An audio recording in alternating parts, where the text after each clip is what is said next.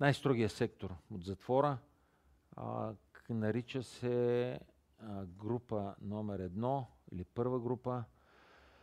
Това е групата на хората, осъдени с доживотни присъди.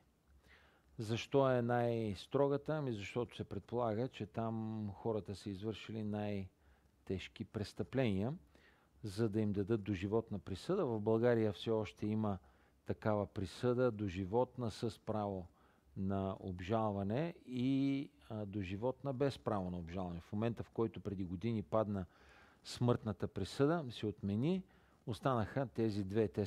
Тя се смени в тези два вида доживотни присъди.